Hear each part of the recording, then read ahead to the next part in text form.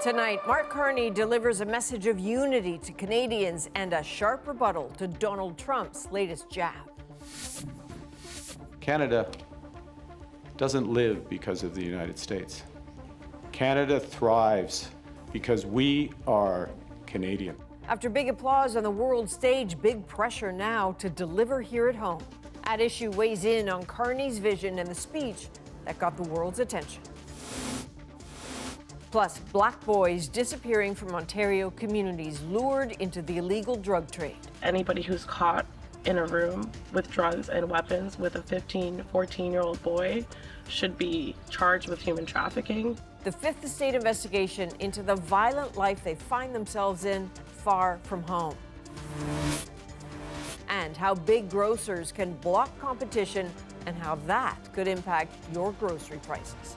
I think we're playing against a stacked hand. Digging into the deals that control who can sell food and where.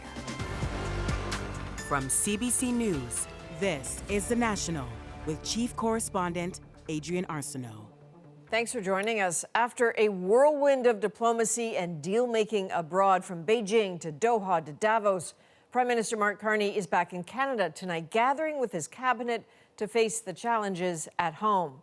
It was a meeting described by one strategist as less like a retreat and more like a wartime planning session, while the minority Liberal government faces competing pressures from Washington, industries, provinces, and the opposition. Olivia Stefanovich now on Mark Carney's attempt to rally his troops as the challenges mount. In a fortress originally built to fend off an American invasion, the Prime Minister is gathering his cabinet to prepare for the battles ahead. Our values must be fought for. That's what we are doing. That's what Canadians want. Canadians are up for it. Rallying national unity after his Davos speech drew criticism from Donald Trump. Canada lives because of the United States. Remember that, Mark, the next time you make your statements. Canada doesn't live because of the United States. Canada thrives because we are Canadian. As Carney directed his second major speech this week at Canadians, his speech on the world stage Tuesday continues to make waves. Give me a break. They have the second best deal in the world. And all I got to do is listen to this guy whine and complain. That was an important moment for the Prime Minister to show his leadership. Carney's messages setting the tone for the federal government's direction as it navigates growing geopolitical tensions. We can only control what we can control as a cabinet and as a country, but I'm not going to pretend that it won't be difficult over the next little while.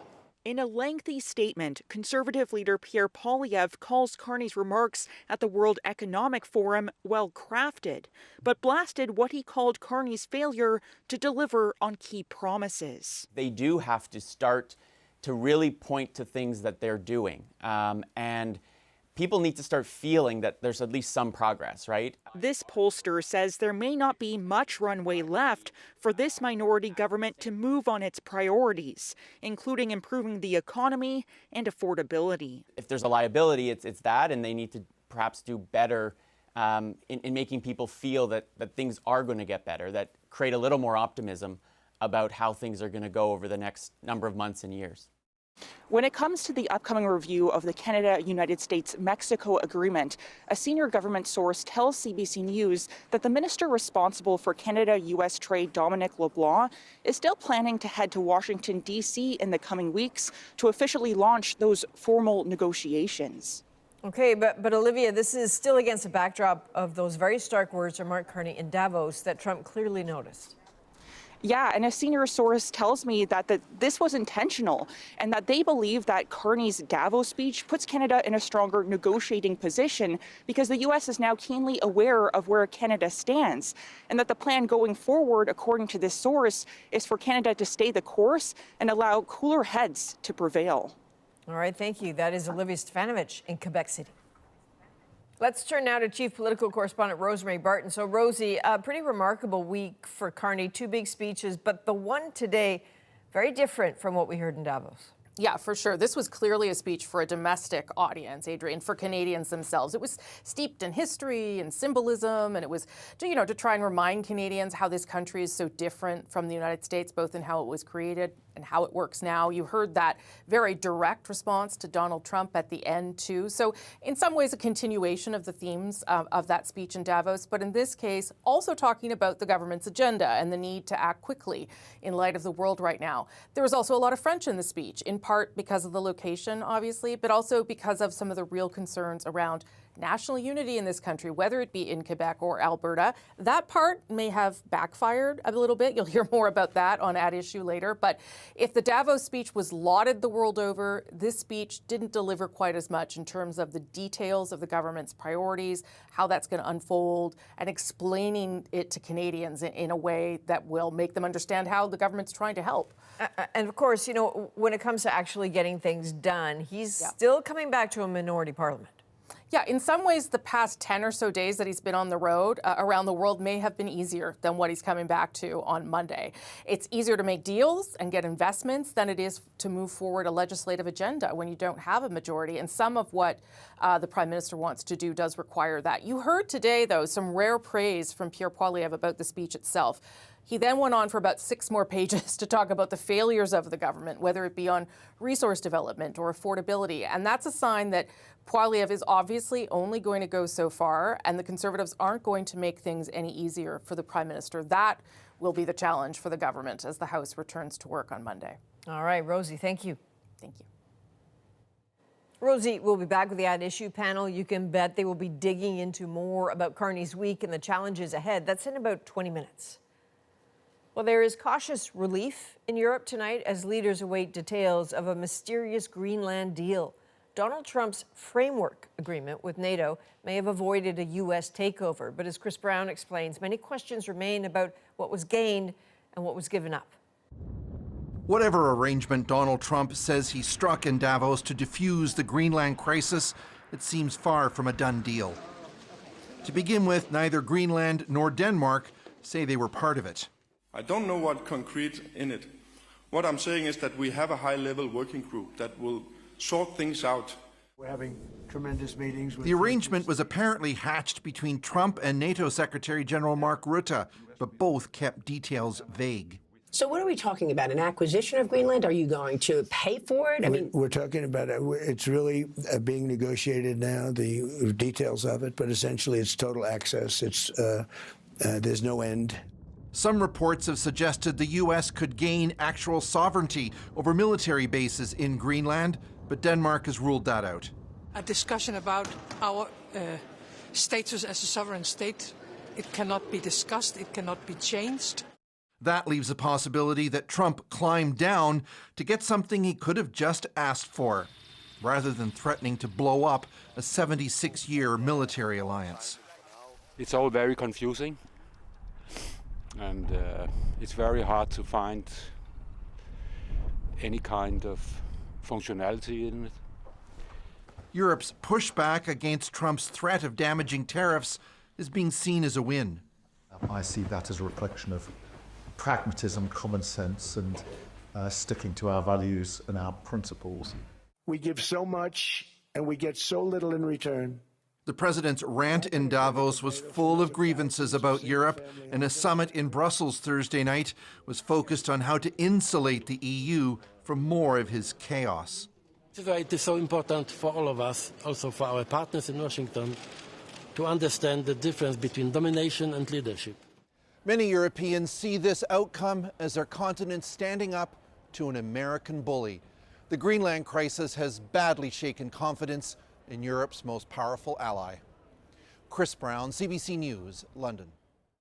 Ukrainian President Volodymyr Zelensky was also at Davos, giving a speech today that pulled no punches. Today, Europe relies only on the belief that if danger comes, NATO will act. The United States will act, that it will not stand aside and will help. But what if it doesn't? Zelensky repeatedly attacked Europe for its lack of unity as Ukraine approaches 4 years of war with Russia. His speech came after meeting with Donald Trump to work out the final details of a peace plan ahead of the first three-way talks on ending the war expected later this week in the United Arab Emirates. And breaking tonight, in a post on Truth Social, Donald Trump has withdrawn his invitation to Prime Minister Mark Carney to join his newly launched invitation-only Board of Peace. The organization currently includes 35 countries with heavy representation from the Middle East. Now, critics warn the move could weaken the United Nations. Margaret Evans has more on those concerns. Please welcome Donald J. Trump. The U.S. president's newly minted Board of Peace, unveiled at the World Economic Forum in Davos. Congratulations, President Trump. The Board of Peace is now an official international organization. Invitation only, thank you very much. Critics already likening it to a members-only club, a permanent seat at the table available for a cool $1 billion, and a chairman for life, and you guessed it, Donald Trump. Once this board is completely formed, we can do pretty much whatever we want to do, and we'll do it in conjunction with the United Nations, you know? Maybe. It was a UN resolution that endorsed Trump's board as part of a specific peace plan for Gaza. Let's focus on the positive stories. Heralded as a great success by Trump's son-in-law, Jared Kushner, in Davos, unveiling shiny plans for the future, even as Israeli strikes continue to kill Palestinians in Gaza.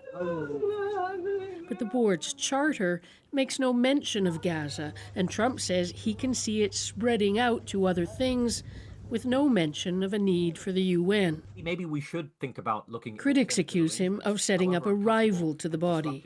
Analyst Shoshank Joshi says if he is, it won't fly. To supplant that with a US-dominated structure would, I think, be to replace a rigid and perhaps ossified United Nations with something that was much more unpredictable, brittle, and ultimately capricious and at the whims of the president. He says it may even make the UN more attractive to rising powers like Brazil or India. And they will seek to influence its agencies and bodies more and more as the US draws back.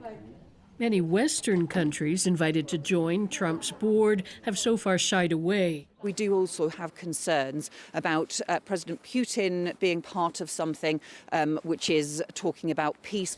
Those kinds of contradictions, along with Trump's apparent willingness to use or threaten force against other countries, clearly has many governments uneasy. Margaret Evans, CBC News, London. After weeks of federal ICE agents cracking down and clashing with protesters in Minnesota, the U.S. Vice President traveled to the state to, quote, lower the temperature. But as Katie Simpson shows us, so far there is no sign that crackdown is easing. Wearing a blue bunny toque and a Spider-Man backpack, this is when Liam Coneo Ramos was taken into custody.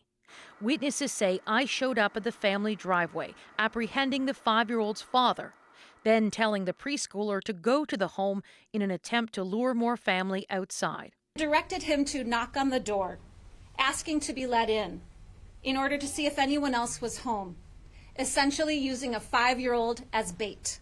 Pleas to leave Liam alone were ignored, according to witnesses, even as adults promised to care for the child. But on social media, immigration officials disputed this account, writing the child was abandoned by his criminal illegal alien parent who fled from our officers when approached. Well, what are they supposed to do? Are they supposed to let a 5-year-old child freeze to death? Vice President J.D. Vance accused the media of taking the story out of context as he attempted to ease tensions in Minneapolis. If we had a little cooperation from local and from local and state officials, I think the chaos would go way down. Protesters continue to clash with authorities in demonstrations that have intensified in the weeks since an ICE agent shot and killed Renee Good. The backlash has so far not deterred federal agents. And this mission's ongoing until there are no more of those criminal illegal aliens roaming the streets of Minneapolis. Liam is the 4th child from the same school district to be detained in a week, according to school board officials. And we are seeking a peaceful resolution, and we need your help. Because at the end of the day, we have whistles and they have guns. A lawyer for Liam's family says they were not in the country illegally. They were in the asylum-seeking process, and there was no deportation order. Katie Simpson, CBC News, Washington.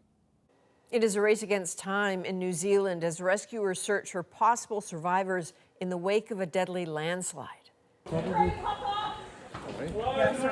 So you can see the damage at a vacation resort that was in the path of a landslide. On Wednesday, a large part of a mountainside gave way, killing at least 2 people. A BC family was staying at the resort when disaster struck. The whole room just started shaking violently. Like it was, we could not, like, it was like a freight train driving right past you, and we could not grasp what has just happened. In the aftermath, some witnesses reported hearing voices from the rubble, but rescuers later said they had not detected any signs of life. Well, tonight, an investigation from the Fifth Estate exposes why Black boys have been going missing from around Toronto.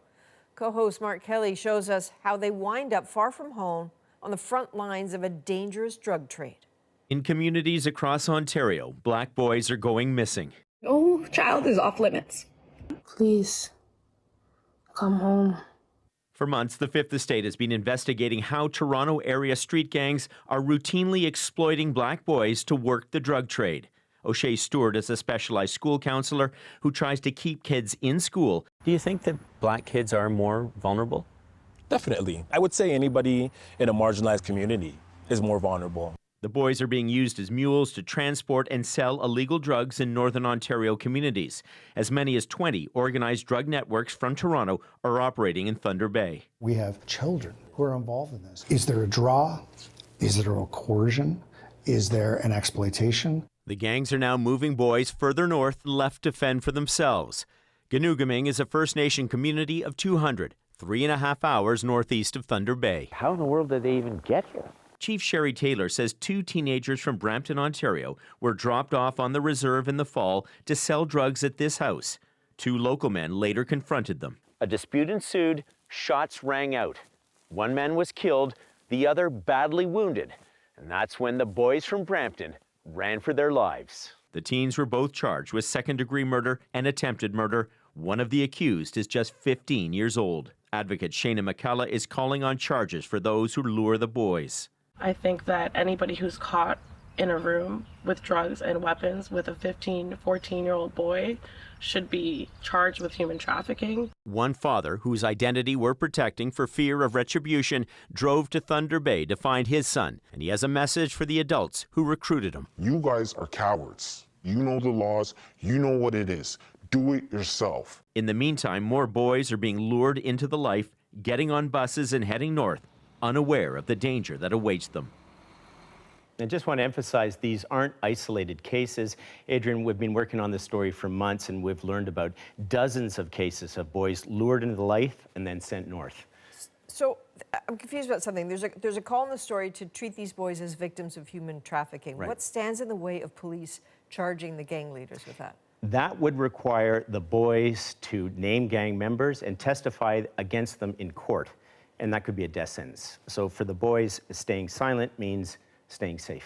Terrible. All right, Mark Kelly, thank you. Thanks.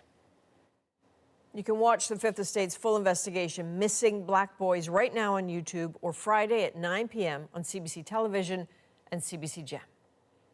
And a marketplace investigation is shedding light on how major grocery chains can try to box out competition. It basically dictates what can and cannot be sold on all of this land. How language in leases could cost you. A horror film has broken the record for Oscar nominations. Tells Hollywood, make original movies. Why Sinners stands out. And robots powered by AI making new leaps forward, simulating human speech. It's going to happen fast. We're back in 2.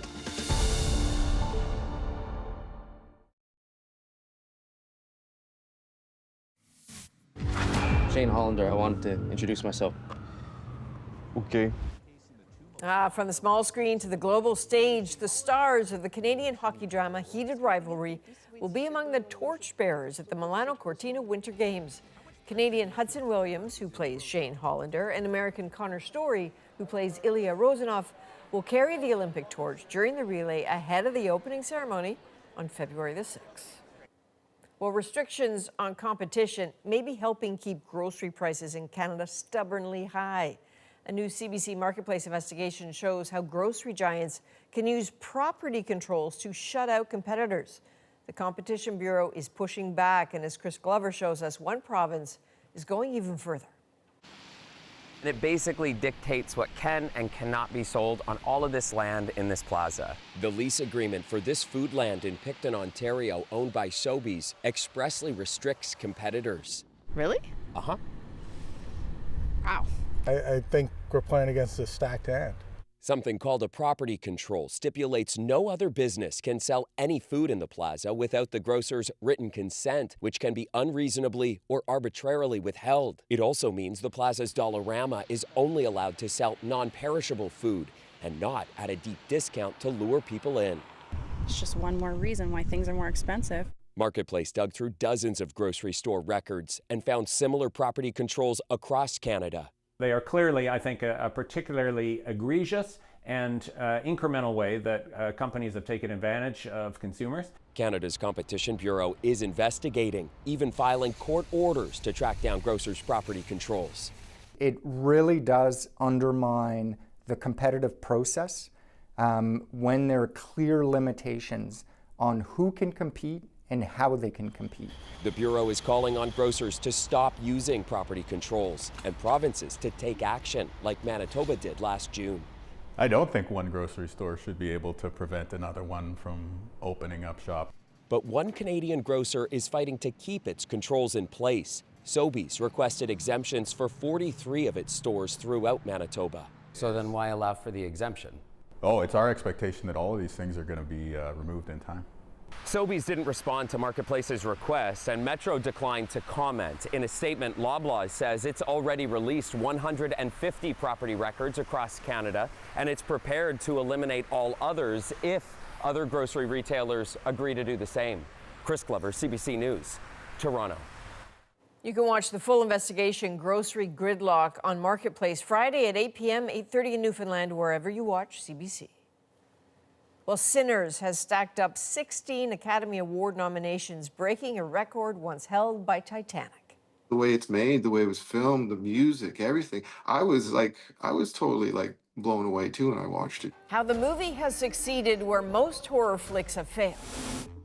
After the break, Rosie's here with At Issue. Hello. Hey, Adrienne. Tonight we're obviously going to talk about Mark Carney's speech at Davos. Let me be direct. We are in the midst of a rupture, not a transition. Can Carney live up to the vision he outlined in that speech? And can he deliver for Canadians? Chantal, Althea, and Andrew join me to talk about that and more.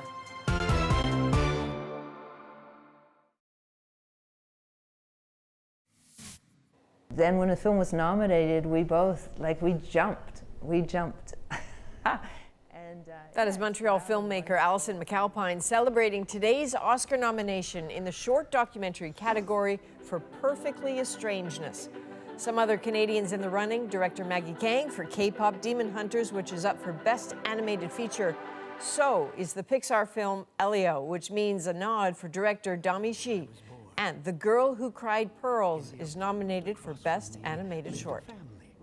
But it was the groundbreaking horror movie Sinners that made a big splash today with a record 16 nominations. Magda Gebrselassie shows us how significant that is in a genre that the Oscars tends to overlook. Ghosts, demons. Taking the biggest bite out of the Oscars, vampire flick Sinners made history with 16 nominations, blowing past the previous record of 14 for All About Eve, Titanic, and La La Land.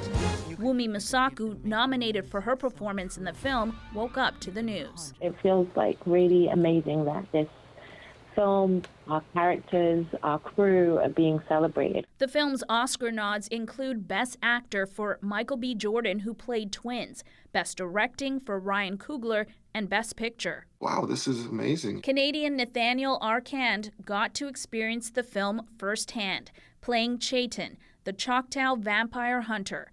Seeing it all come together on screen, he says it's a one-of-a-kind in the horror film genre. In the vampire genre, because of the way it's made, the way it was filmed, the music, everything, I was totally blown away too. The highly original film has already exceeded Hollywood's expectations. It took in more than $360 million at the box office, 4 times its $90 million budget, and critics raved about it.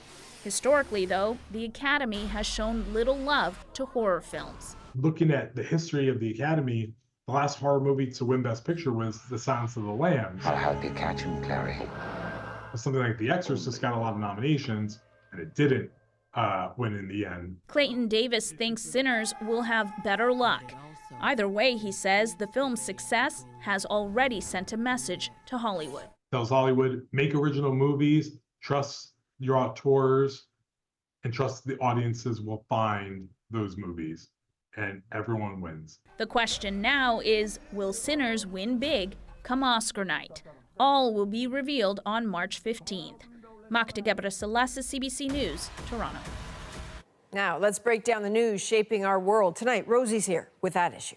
At issue tonight, Mark Carney's message. The Prime Minister delivered a reality check for a new era of global politics and tried to position Canada for what comes next. We live in an era of great power rivalry, that the rules-based order is fading, that the strong can do what they can and the weak must suffer what they must.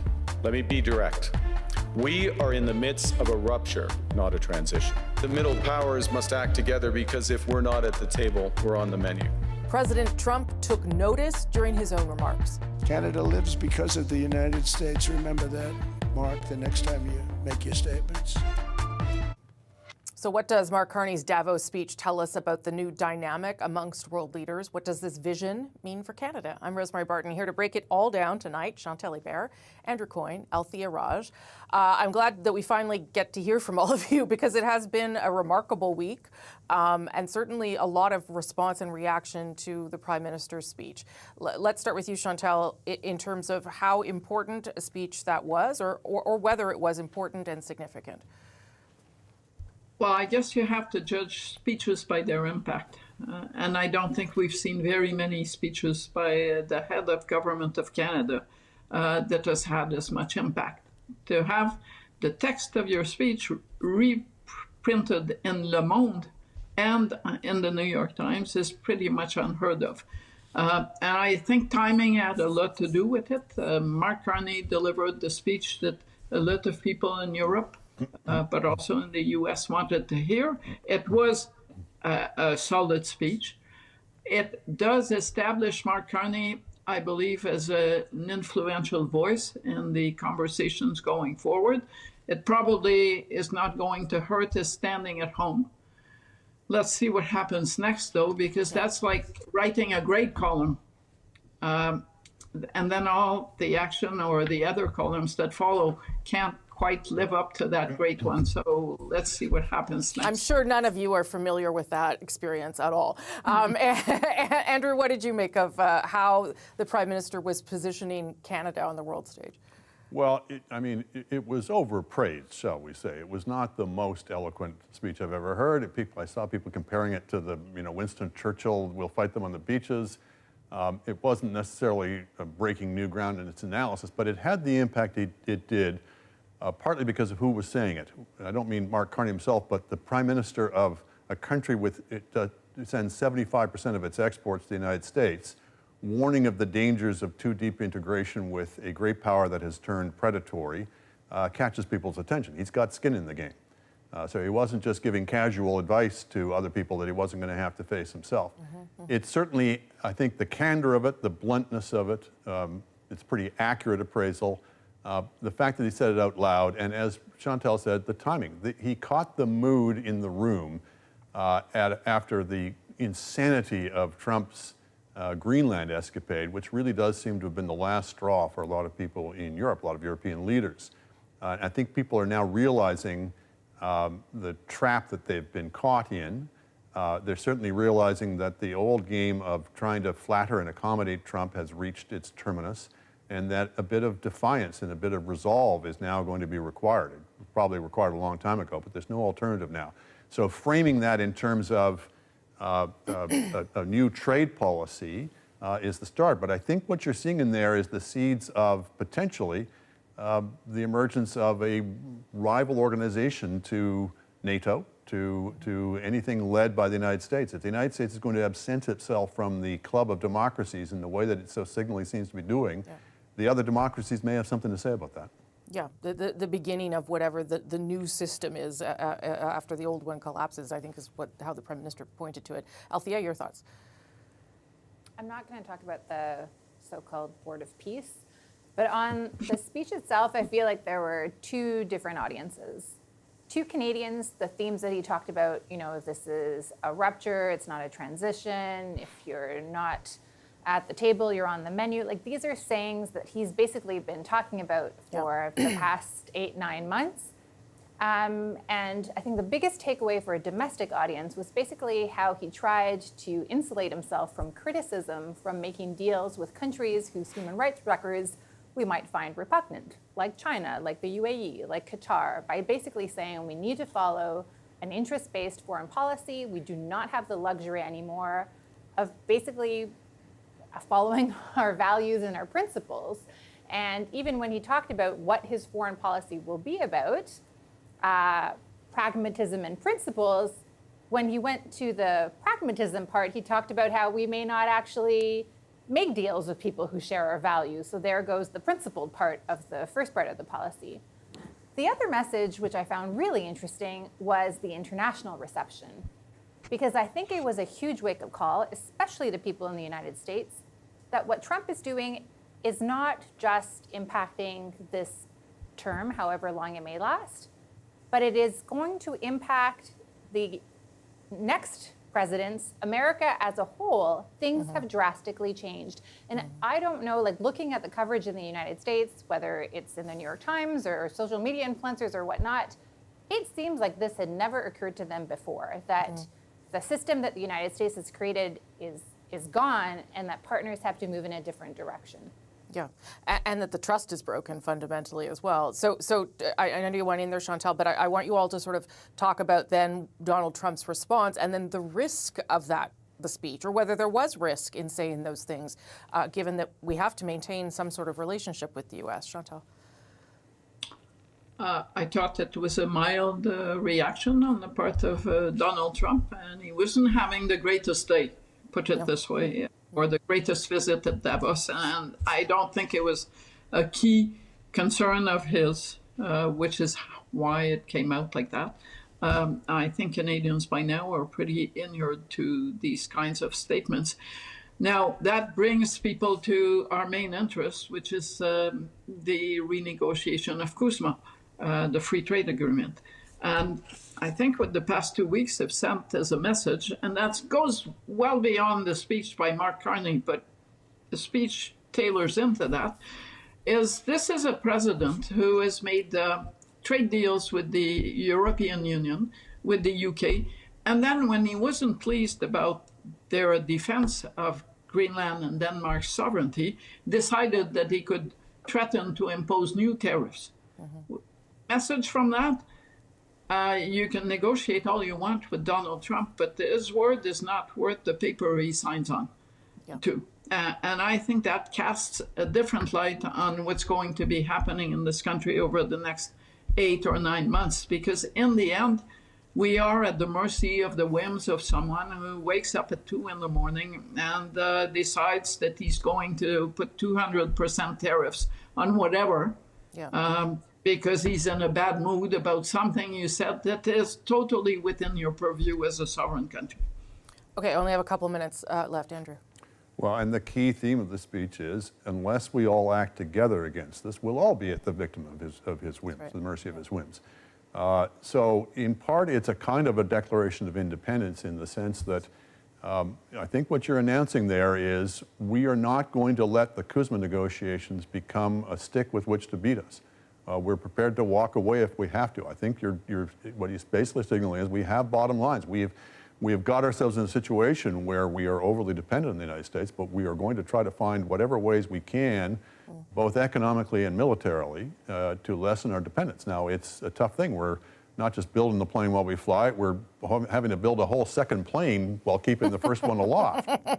But that's, to some extent, that's the problem facing all of the democracies. Look at Europe, where basically Trump has more or less said, I'm not going to fulfill my Article 5 responsibilities. You're on your own. It's been fairly evident for some time, but I think this week has really crystallized that awareness. And when Russia is beating down your door, that's a pretty sobering message. Okay, last minute to you, Althea. I'm not sure where the government is going on the Canada-US front, to be honest. There was a hopeful message in that, you know, it kind of felt like he was talking to European partners, but you could interpret it to be a hand to Mexico too about, you know, if we don't band together, the great powers will pick us off and we will have to accept less than we can demand if we are together. At the same time, though, you know, the Prime Minister was very deliberate in not mentioning Donald Trump's name and not speaking directly to the United States. And so I do think that the still like the do no harm on the CUSMA front is still the government's strategy as best as it can. It's just kind of wants to play both sides at the same time. Okay, we're going to leave this part there. Thank you. When we come back, though, we're going to take a look at how Mark Carney hopes to implement this vision that he laid out in his speech to Davos. We've started, as we mean to go on, with a relentless focus on improving affordability to help Canadians get ahead. Okay, so this is the second speech. What does it mean for Canadians? What does the Prime Minister need to do to live up to it? That's next.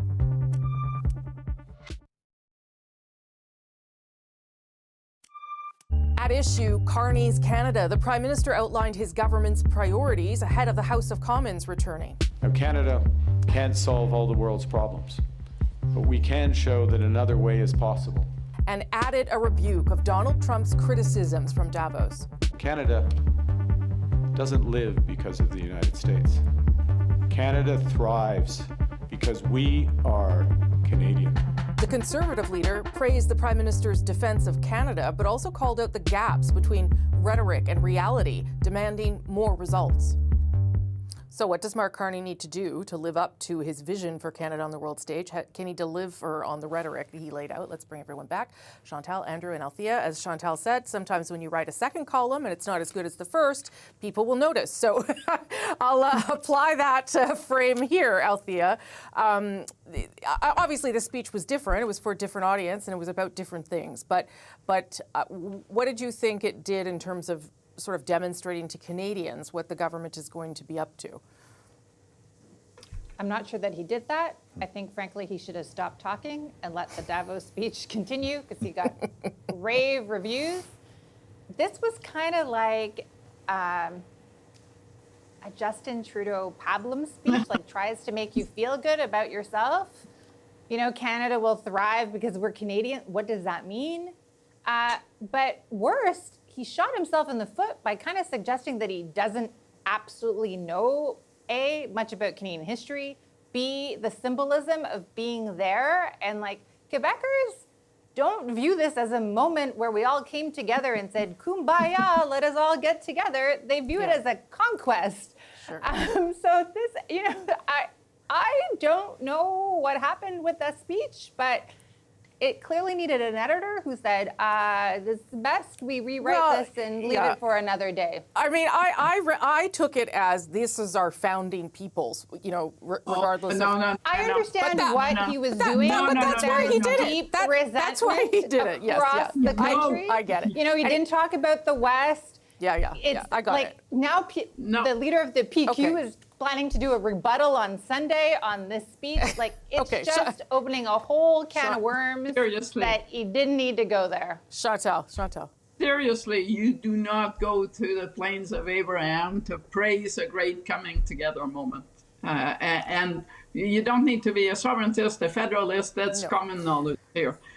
So if you're going to mark Quebec history, Canadian history, the two of them together, you've really picked the wrong place, especially when you start with the two generals were dead.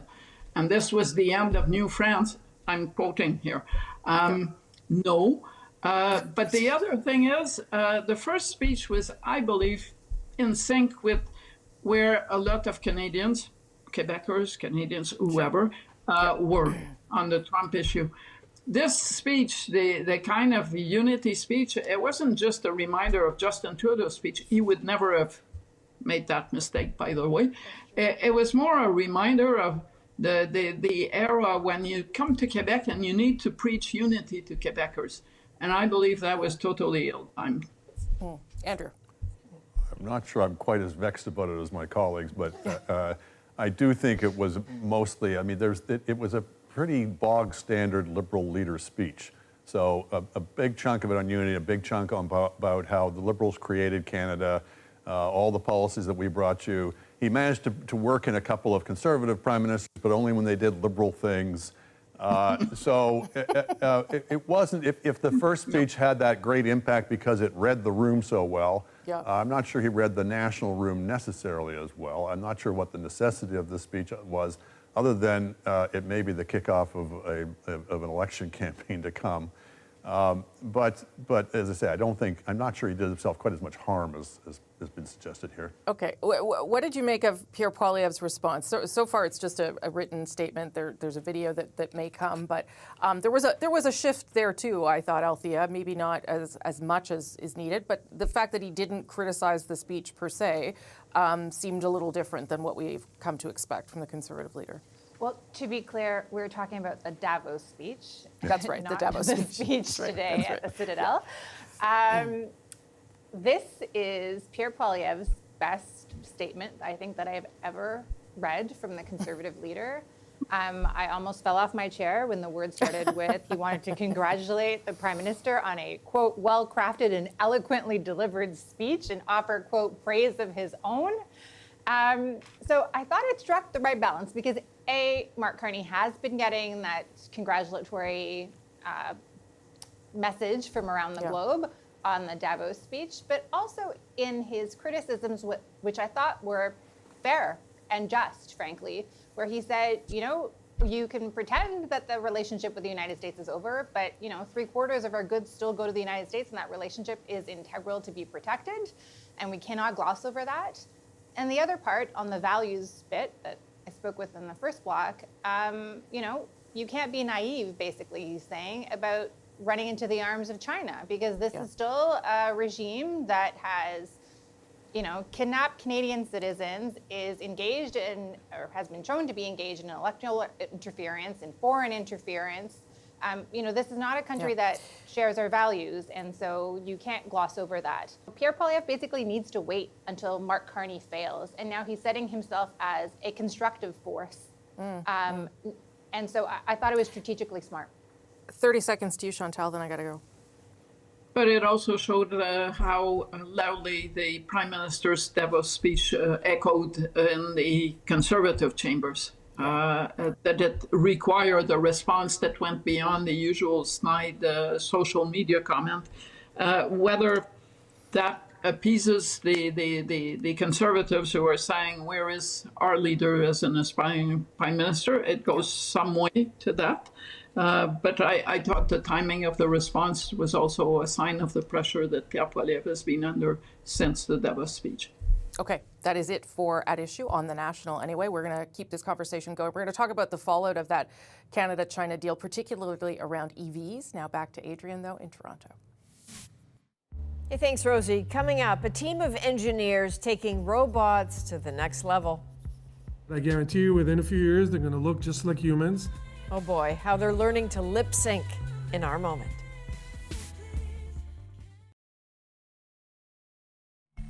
Okay, buckle up, everyone. You are looking at Emo, a humanoid robot built by a team of engineers at Columbia University.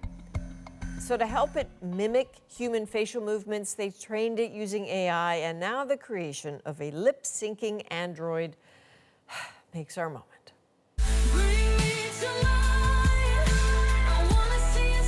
What we were able to do is train a robot to move its lips when it talks. So actually the process is very simple. There's two stages. The first thing it needs to do, it looks at itself in the mirror and it just makes faces, like a child making faces in the mirror. It's funny actually to watch it making faces, and then goes to YouTube and watches people and how they move their lips when they talk, when they sing, when they emit all kinds of sounds. It puts these two models together, and from there it's pretty easy for it to make the appropriate facial gesture, the appropriate time. Students start calling the robots all kind of names. Every robot has a name because we're working on emotions. The kind of nickname Emo came about. I'm a jaded roboticist. When I walk into the lab and the robot smiles at me, I smile back. I guarantee you within a few years, they're gonna look just like humans. It's gonna happen fast. Okay, full credit to them. This is astonishing work. The robot does have its own album, AI-generated album called Hello World. I'm just not promising to download it. From all of us at The National, thank you for being with us. I'm Adrienne Arsenault. Take care.